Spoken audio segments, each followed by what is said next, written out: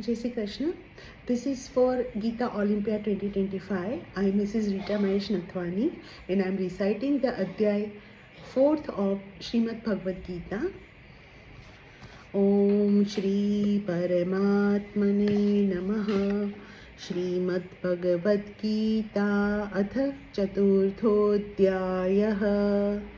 श्रीभगवानुवाच इमौ विवस्वते योगं प्रोक्तवानहमव्ययं विवस्वान्मनवे प्राह मनुरिक्ष्वाकवे ब्रवीत् एवं परम्परा प्राप्तम् इमं राजर्षयो विदुः सकाले नेह महता योगो नष्टः परन्तप स एवायं मया तेक्य योगः प्रोक्तः पुरातनः भक्तोऽसि मे सखा चेति रहस्यं ह्येतदुत्तमम्.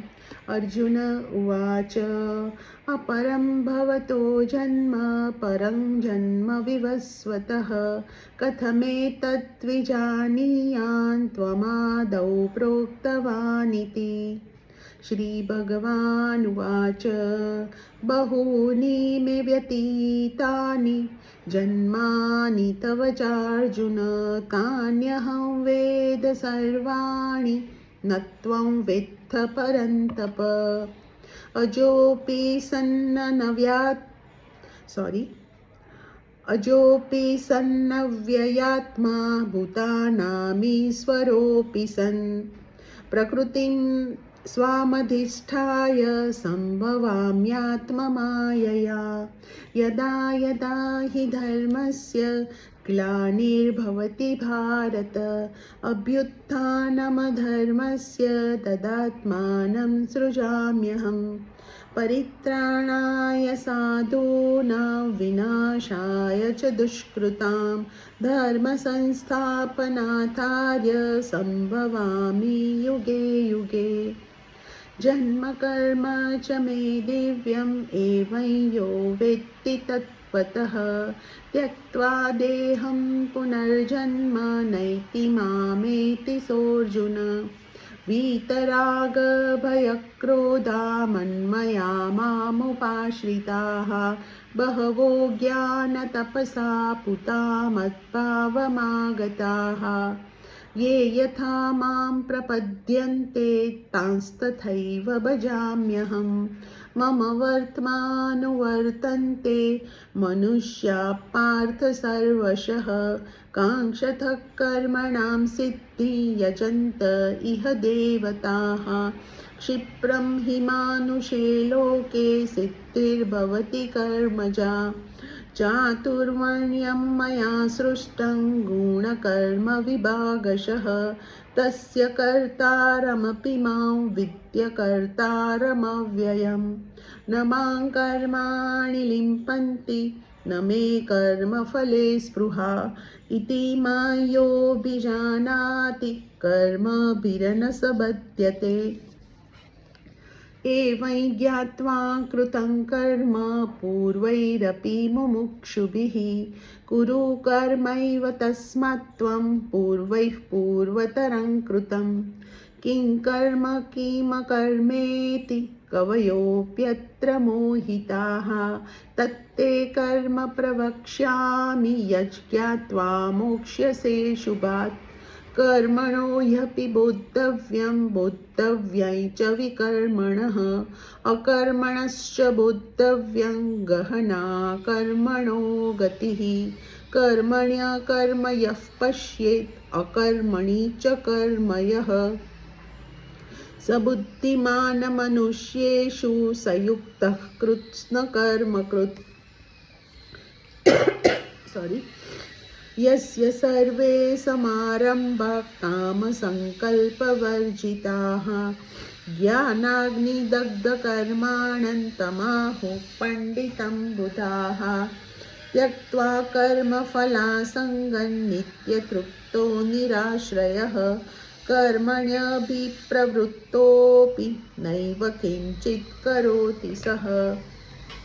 निराशीर्यच्चित्तात्मा त्यक्तसर्वपरिग्रहः शारीरं केवलं कर्म कुर्वन्नाप्नोति किल्बिषम् यदृच्छालाभसन्तुष्टो द्वन्द्वातीतो विमत्सरः समत्सिद्धावसिद्धौ च कृत्वापि न निबध्यते गतसङ्गस्य मुक्तस्य ज्ञानावस्थितचेतसः यज्ञायाचरतः कर्म समग्रं प्रविलीयते ब्रह्मार्पणं ब्रह्महविर्ब्रह्माग्नौ ब्रह्मणाहुतं ब्रह्मैव तेन गन्तव्यं ब्रह्मकर्मसमाधिना दैवमेवापरे यज्ञयोगिनः पर्युपासते ब्रह्माज्ञानवपरे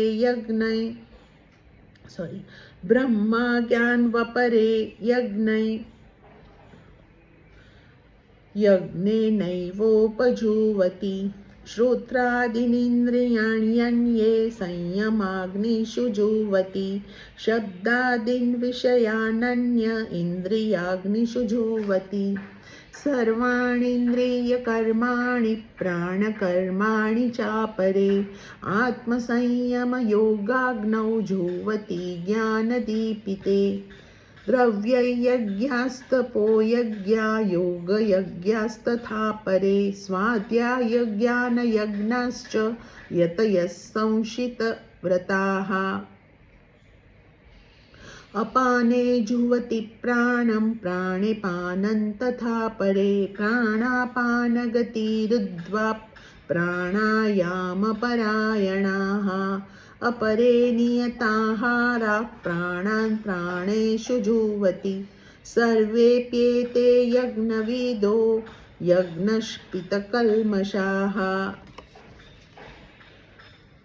यज्ञशिष्टामृतभुजो यान्ति ब्रह्म सनातनं नायं लोकोऽस्त्ययज्ञस्य कुतोऽन्यः कुरु सत्तम एवं बहुविद्या यज्ञा वितता ब्रह्मणो मुखे कर्मजान् विद्धि तान् सर्वान् एवं ज्ञात्वा विमोक्ष्यसे श्रेयान् द्रव्यमयाद्यज्ञाच् ज्ञानयज्ञः परन्तप सर्वं कर्माखिलं पार्थ ज्ञाने परिसमाप्यते तद्विद्धि प्रणिपातेन परिप्रश्नेन सेवया उपदेक्ष्यन्ति ते ज्ञानिनस्तत्त्वदर्शिनः यज्ज्ञात्वा न पुनर्मोहम् एवं यास्यसि पाण्डव येन भूतान्यशेषेण द्रक्ष्यस्यात्मन्यथो मयि अपि चेदसि पापेभ्यः सर्वेभ्यः पापकृत्तमः सर्वं ज्ञानप्लवेनैव वृजीनं सन्तरिष्यसि यथैदांसि समिद्धोऽग्निर्भस्मसात् कुरुतेऽर्जुन ज्ञानाग्निनः सर्वकर्माणि भस्मसात् कुरुते तथा न हि ज्ञानेन सदृशं पवित्रमिह विद्यते तत्स्वयं योगसंसिद्धिः कालेनात्मनि विन्दति श्रद्धावान् लभते ज्ञानं तत्परः संयतेन्द्रियः ज्ञानं लब्ध्वा परां शान्तिम् अचिरेणाधिगच्छति अग्नश्चाश्रद्धानश्च संशयात्मा विनश्यति नायं लोकोऽस्ति न परो न सुखं संशयात्मनः योगसन्न्यस्तकर्माणं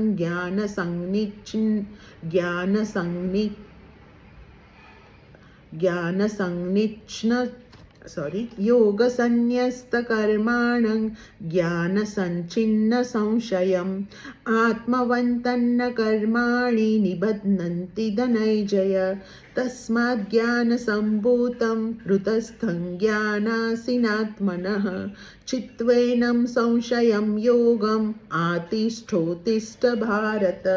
ओम तत्सदिति श्रीमद्भगवद्गीतासु उपनिषत्सु ब्रह्म विद्यायां योगशास्त्रे श्रीकृष्णार्जुन संवादे ज्ञानकर्म संन्यासयोगो नाम चतुर्थोऽध्यायः। स्वाध्यायः. ओम श्री कृष्णार्पणमस्तु. जय श्री कृष्ण.